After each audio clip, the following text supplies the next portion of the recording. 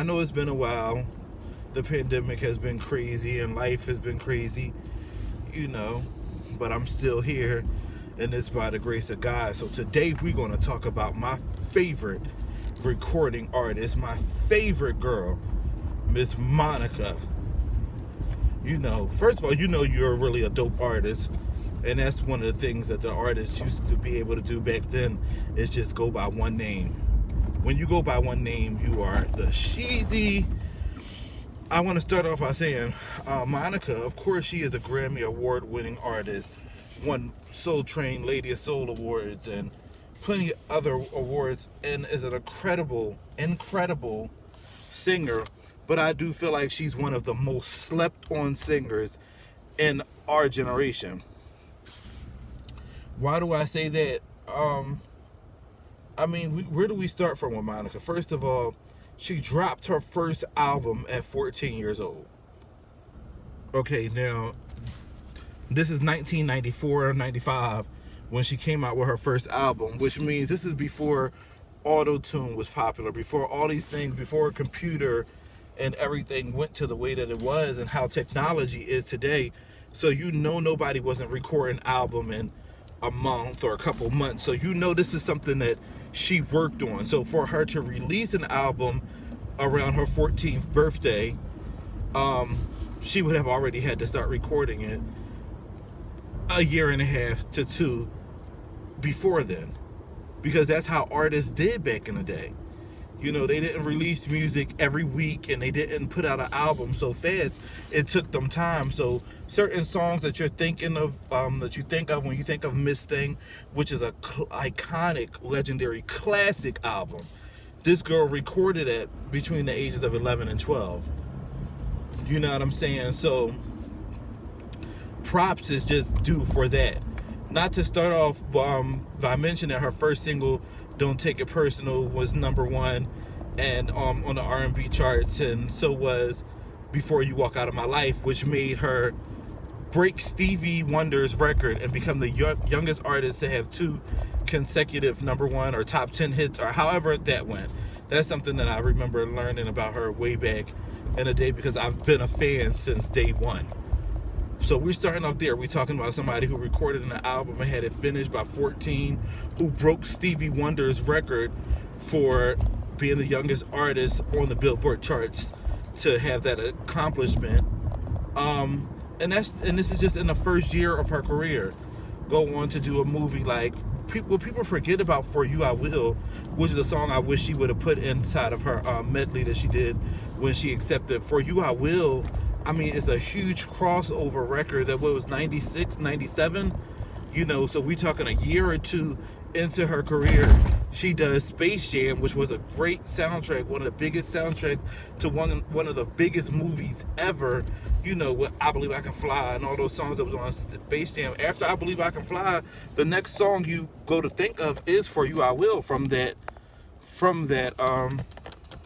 soundtrack. You know what I'm saying? So it's a crossover hit and a huge record, and it actually, For You I Will should have been is a Grammy Award worthy song, for real. Let's be real. Let's be real. So let's just start off. All right, so here we are, Monica, album recorded and done and out by 14, broke Stevie Wonder's record. For You I Will, a big pop smash. Like, y'all don't understand how huge that is to have a song like For You I Will. Do y'all hear me? Are y'all following me? You know what I'm saying? To go on to the next thing that she really did following that is come out with The Boy Is Mine with Brandy, who, you know, she was rumored to be rivaled with. The Boy Is Mine spent 14 weeks at #1. 14 weeks at #1. I'm sorry, there's a little junkie in the back. All right. 14 weeks at #1. I actually didn't even want it to be like that. 14 weeks at #1, and is a cultural phenomenon and one of the biggest songs ever. You know what I'm saying? And the biggest duet ever. You know, and this girl's not even 18 years old. Also, a fun fact is that I heard that Rodney Jerkins had produced "The Boy Is Mine" because it was Brandy's song, and did Monica's vocals, and Monica did not like them. And then she had Dallas Austin, who was like her father, a father to her, and her producer, go back and make her vocals more Monica-ish because he said they were too clean. I would actually really love to hear the vocals that Rodney Jerkin had produced for that or whatever as well. But now, anyway, back to my fave and her accomplishments and some of the reasons why I love her, and I felt she sleep on.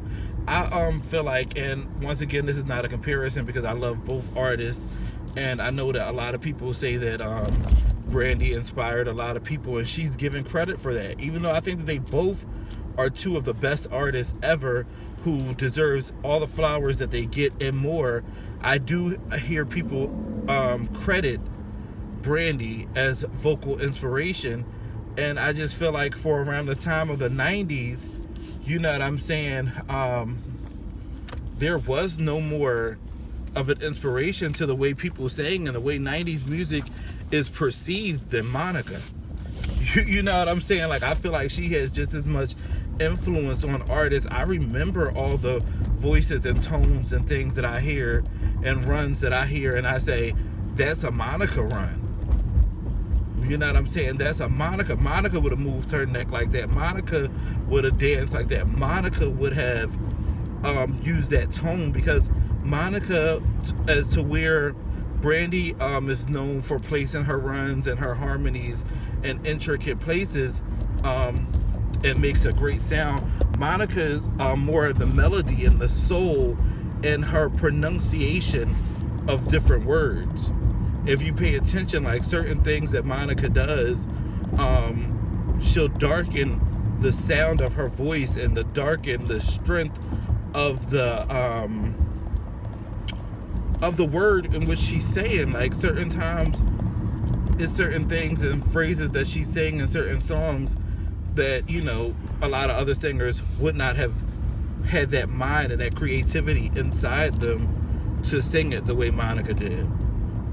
You know, like, even with the way she says, "You're everything to me," how she just sings that so dark and so soulful in her own tone, even in Trenches, her new single, which is, you know, just amazing to me, which is another factor into why I think that she's so slept on. Like, Monica really came out and dropped the song Trenches with Little Baby during a versus battle with Brandy, August 31st, 2020. And I mean, it's a smash. You wouldn't think this is a young lady who has been in the game for about 26, 27 years, you know what I'm saying, with a career. This song Trenches is so up to date and is so relevant, and it just meant so much, you know what I mean. And why, as a Monica fan, I'm in a lot of the Monica groups and stuff, and her main fans, you know, we realize and we speak up for her, because everybody seeing Monica's a gem to R&B. Like, her voice has never suffered or any kind of loss. Like, she still just as unique and powerful as it's always been. I definitely feel like, you know, she's underrated. And I feel like we pick and choose who we give flowers to based upon everybody else's opinion. I would really love to see more of this celebrating and loving and appreciating Monica, because when Monica came through on that versus battle with them 20 hits, and she still could have kept on going. She still, as far as features and other hits, Until It's Gone, she had Monica. Then, you know, sometimes artists like Monica, they have tracks that's hits that weren't released as singles. So Monica could have kept on going. And we have to celebrate our artists like that and make them feel loved while they're here. Don't wait till when it's too late. You know what I'm saying? People laughed and joked at Whitney, you know, during some of her hard times and some of her difficulties that she went through. But when she wasn't here no more, now we appreciate. I would give almost anything to hear Whitney Houston sing today. You understand what I'm saying? Anything. So I just want to say, Monica, the power, the agility, your runs, your style, and your sass, and everything that you brought to R&B music is appreciated and loved and adored. You are the best. You're my favorite. You're just such a relatable human being, and I appreciate your music. Besides, there's so many layers to my love for Monica. Besides, she can sing, boom, flat out sing, like no studio, no nothing, no buttons being pressed, no nothing. This girl can sing. Just her heart and her soul, and the lessons that she teach. If you follow Monica, you know Monica is the realest. You know what I'm saying? She's a good mixture of book smart and street smart. She's hood and she's church. She's, you know what I'm saying? She's articulate and gangster. Like, she's all of the above, and she just stands for what she stands for. And I've learned so much from her on how to conduct myself, and how to just feel and how to love from Monica as well. And I just get such a good spiritual vibe from her. She's my favorite. I can't wait. I've seen her concert and stuff.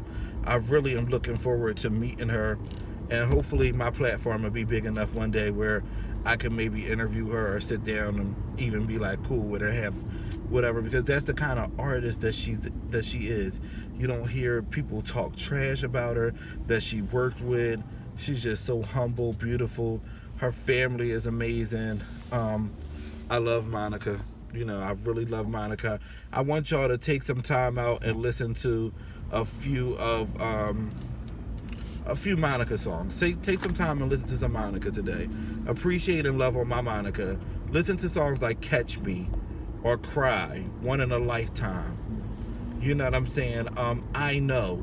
These are songs that showcase her incredible vocal abilities. Anchor. It's just so many songs. The list could just go on and on and on and on. That's my girl.